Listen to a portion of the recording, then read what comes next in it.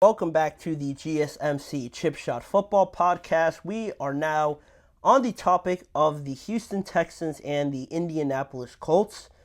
A brewing rivalry, one that I wasn't really expecting to ever really take into consideration, if I'm being honest, because with how much better not only that the Houston Texans got this year, but also the Tennessee Titans, I was a big fan of what they did.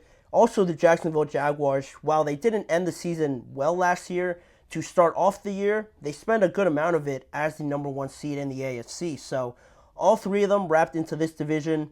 A lot of people, including myself, have really written off the Colts already, just in comparison. They have good players, but in comparison to the other teams, initially it looks like they could finish last just from looking at it right now, but it could be far from the case, obviously. Are people counting out the Colts too quickly already? And it stems from the fact that this rivalry that is sort of starting to come up here between the Colts and the Houston Texans started last year. Started off in their matchups in Week 2 last year and also in Week 18. More so that Week 18 game because the Colts were hosting the Houston Texans in that game, and the Texans ended up winning that game by a score of 23-19. And with that victory and also the Jaguars losing to the Titans the next day, it helped wrap up the AFC South Division title. And the Colts go on to make the playoffs. They win the division after that victory against the Colts, and that left a bad taste in the Colts' mouth. Obviously, not doing enough to prevent that from happening. But earlier that year in Week 2, when everything was still fresh, obviously CJ wasn't CJ Stroud. The Colts actually won that game. The Colts won that game with Anthony Richardson in their lineup earlier on in the year. Obviously, they won that game, and it was one of the games where Anthony Richardson really showed out and really made a name for himself on the kind of quarterback and the kind of excitement that he could bring to the Colts. So last year's series finished 1-1, and on that topic of Anthony Richardson, one could point to the fact E.J. Speed certainly did, the linebacker from the Indianapolis Colts, that I will get to his comments in just a second here. But if you look at some of the stats that Anthony Richardson put up in his first 4 games, and just the fact that they beat the Texans in Week 2 last year, you could argue, just looking at those numbers, 577 passing yards, 136 rushing yards, 3 passing touchdowns to 4 rushing touchdowns, and a 2-2 record. On track, really, just only through the first 4 games to have crazy numbers for a rookie. And we'll never know the answer, but could Anthony Richardson would have had a similar season to CJ Stroud if he stayed healthy like CJ did the entire year?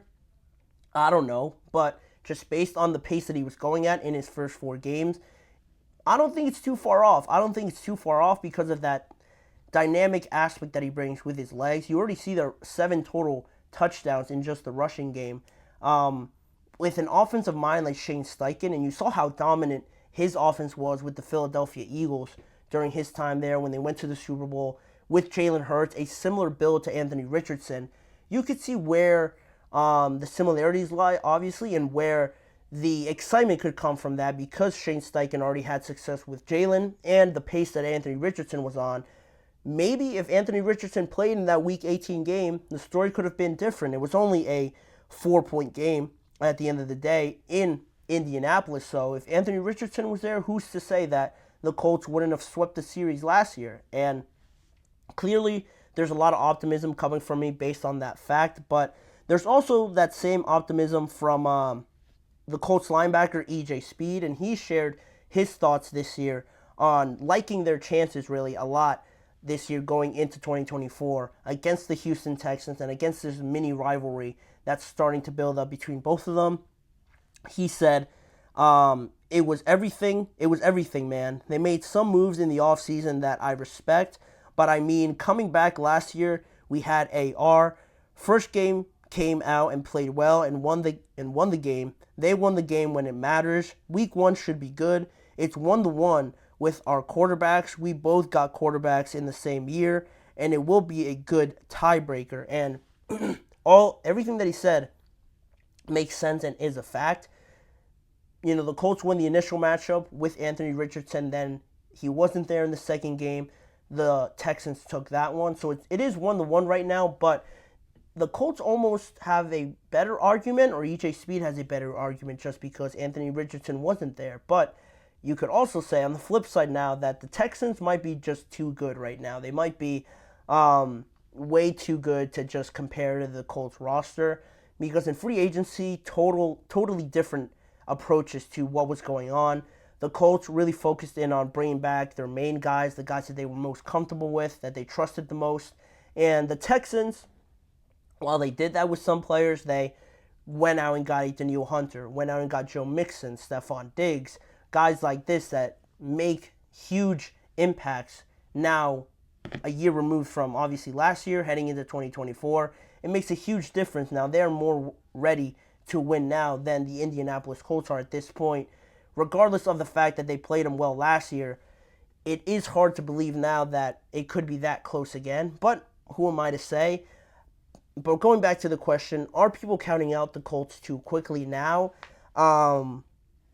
Actually, before I mention that, EJ Speed also said that this is going to be a heavy rivalry game. And I mentioned that because a lot of times when it is sort of these rivalry games, when you have more to play for outside of just football, you can see the games become a little bit closer with, you always see it with some underdog team that really has no business playing on paper, matching up with another team. But because you have those extracurriculars, because you have that added motivation, it becomes a lot closer than you really expected to. And you have the fact that EJ Speed said that.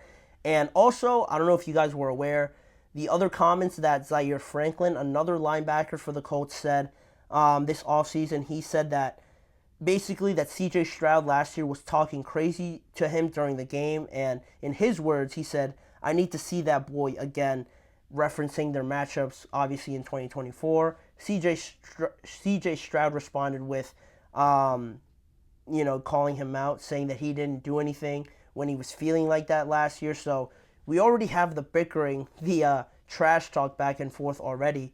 So that could give the Colts a bit more of an edge to want to go out there and punch the Texans in the mouth and surprise them. But I just find it hard to believe that they could really just flat out beat them at the end of the day. The Texans have done a great job this offseason of getting better, and it doesn't really count out the Colts too quickly. If it's just comparing them to the Texans, I think the Texans would probably take it. But in regards to this entire division, which we started off by talking about, I could really see the Colts realistically splitting with all the other teams. I can see all three of the other teams, apart from the Texans, splitting the season series with each of their division rivals. I think it's that close in that division. I think that division is going to be super entertaining to watch.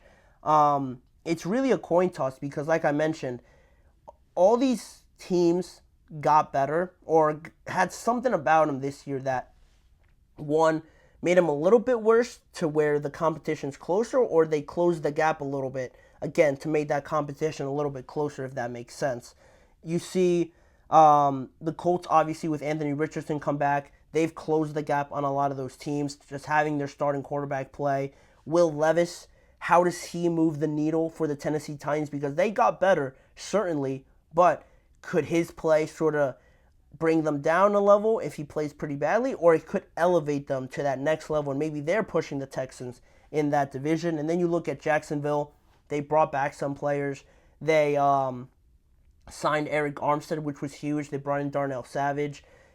Good moves, but they lost Calvin Ridley at the end of the day. So how does that balance out, and how well do they look, or does it look like they took a step back this year in 2024 compared to what they did last year? All these teams have an aspect about them that makes me want to believe in them, but also another thing happened that I'm like, oh, wait, maybe not. I think the Colts, it's not a given right now as a final statement to this segment. I don't think it's a given for the Colts to finish last in this division. I really don't think so. I don't think right now you can say 100% that this team's obviously going to finish last. No discussion about it. A lot of things can happen in an NFL season. Obviously, injuries and things like that. Just the expectations that you have on a team could just not pan out that way. There's a lot of factors that go into it.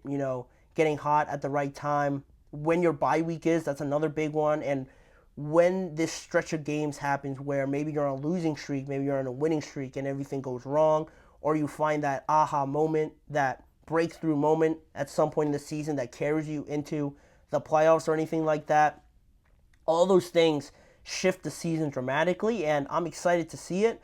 Apart from the AFC North, like we finished talking about with Cam Hayward, the NFC West, the AFC South is really becoming a exciting, young, fun division just to watch. All those teams are just getting better really fast, and it's definitely going to be one of the divisions, one of the games, a lot of the games that I tune into this year.